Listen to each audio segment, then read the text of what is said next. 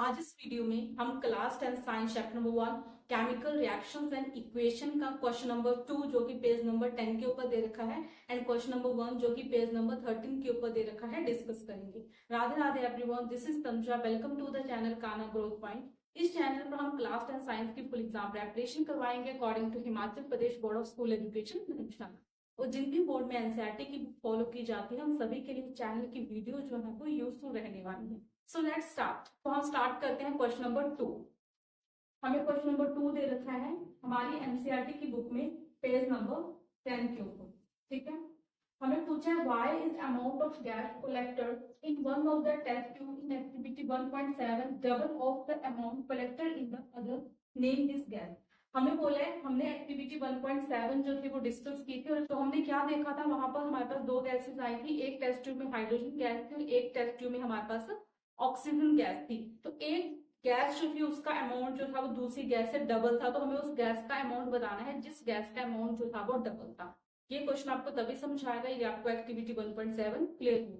ठीक है, सो मैं लिंक डिस्क्रिप्शन में दे दूंगी, आप एक्टिविटी 1.7 चेक कर सकते हो ताकि ये क्वेश्चन आपको अच्छे से समझ आ जाए। ठीक है, सो स्टार्ट करते हैं। बोले when electric current is passed through educated water the reaction taking place in this. जब यहाँ पर हमने वाटर लिया था, वाटर में हमने एसिड डाल दिया था, तो जो वाटर था वो एसिडिफाई हो गया था। हम हाइड्रोक्लोरिक एसिड भी डाल सकते हैं, डाइल्यूट हाइड्रोक्लोरिक एसिड, और हम डाइल्यूट सल्फ्यूरिक एसिड भी डाल सकते हैं, जिसकी वजह से जो वाटर था वो एसिडिक नेचर का हो गया था। जब उस वाटर में से हमने करंट पास करवाया तो क्या होगी, वाटर की इलेक्ट्रोलिसिस होगी, फिर हमारे पास बना था 2H2 प्लस O2। तो आप देख सकते हो कि जिस गैस का अमाउंट डबल है वो कौन सी गैस है, हाइड्रोजन गैस। क्लियर? तो यही हमसे पूछा कि कौन सी गैस है, वो गैस जो है वो हाइड्रोजन है।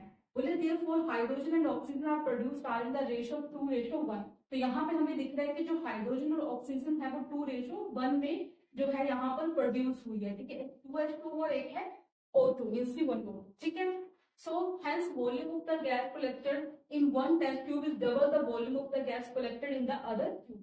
ठीक है, बोले इसलिए क्या हुआ कि एक टेस्ट ट्यूब में जो गैस थी और दूसरी टेस्ट ट्यूब में जो गैस थी, एक टेस्ट ट्यूब की गैस का वॉल्यूम जो था वो दूसरी से डबल है।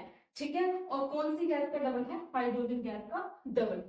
Is it clear? I hope कि आपको क्लियर होगा। ठीक है, चलते हैं नेक्स्ट क्वेश्चन। अब हम डिस्कस करते हैं नेक्स्ट क्वेश्चन जो कि हमें पेज नंबर 13 के ऊपर दे रखा है। क्वेश्चन नंबर 1 हमें पूछा है why does the colour of the copper sulphate solution change when an iron nail is dipped in it. ठीक है, हमें क्या बोला है कि हमारे पास कॉपर सल्फेट का सॉल्यूशन है और यदि कॉपर सल्फेट के सॉल्यूशन में हम आयरन नेल को डिप कर देते हैं तो आयरन नेल का कलर जो है वो चेंज क्यों हो गया है। ठीक है, ये एक्टिविटी हमने 1.9 जो है वो डिस्कस की थी, तो उसी एक्टिविटी से रिलेटेड ये हमारे पास क्वेश्चन है। क्लियर? सो क्या बोला, the colour of the copper sulphate solution change when iron nail is dipped in it because iron nail displace copper from copper sulphate solution. बोला ऐसा इसलिए हुआ क्योंकि आयरन नेल ने कॉपर को क्या कर दिया, डिस्प्लेस कर दिया कॉपर सल्फेट के सॉल्यूशन में से। ठीक है, हमने डिस्कस किया था कि आयरन और कॉपर में से आयरन जो है वो ज्यादा रिएक्टिव है, तो आयरन क्या करता है, कॉपर डिस्प्लेस कर देता है। ठीक है, therefore the concentration of the copper sulfate solution decrease, इसलिए जो कॉपर सल्फेट सॉल्यूशन की कंसंट्रेशन है वो क्या हो जाएगी, डिक्रीज हो जाएगी, and blue colour of the solution gradually fades away. और जो कॉपर सल्फेट सॉल्यूशन का ब्लू कलर है वो क्या हो जाएगा, फेड हो जाएगा, वो ग्रीन कलर का हो जाएगा। ठीक है, लाइट ग्रीन कलर का हो जाएगा। ठीक है, तो रिएक्शन देख सकते हो, आयरन जो है वो कॉपर से ज्यादा रिएक्टिव है, तो कॉपर की जगह पर यहाँ पर आयरन आ जाएगा, कॉपर सल्फेट की जगह पर क्या बन जाएगा, फेरस सल्फेट।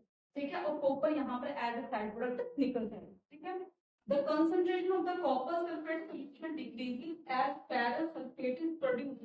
बोले कि जो कंसंट्रेशन है कॉपर सल्फेट सॉल्यूशन की वो कम हो जाएगी, फेरस सल्फेट यहाँ पर बनेगा। Is it clear? I hope कि आपको समझ आ गया। हमने क्या डिस्कस किया कि आयरन की रिएक्टिविटी कॉपर से ज्यादा है, इसलिए कॉपर सल्फेट के सॉल्यूशन में से कॉपर को आयरन जो है डिस्प्लेस कर देगा और जो कॉपर सल्फेट का जो कलर है वो क्या हो जाएगा, फेड हो जाएगा। ठीक है, सो आई होप कि आपको समझ आ गया। दोनों ही क्वेश्चन जो है वो एक्टिविटी से रिलेटेड है, तो पहले आप एक्टिविटी चेकआउट कर लेना, एक्टिविटी को अच्छे से समझ लेना ताकि ये क्वेश्चन जो है आपको अच्छे से समझ आए। तो आई होप कि आपको दोनों क्वेश्चन अच्छे से क्लियर होंगे। आई होप कि आपको ये वीडियो पसंद आई है। यदि आपको ये वीडियो पसंद आई है तो लाइक करिए, शेयर करिए, कमेंट करिए, एंड क्लास 10 साइंस की फुल एग्जाम प्रिपरेशन के लिए according to Himachal Pradesh board channel को सब्सक्राइब करिए। थैंक यू, टेक केयर, मिलते हैं नेक्स्ट वीडियो में।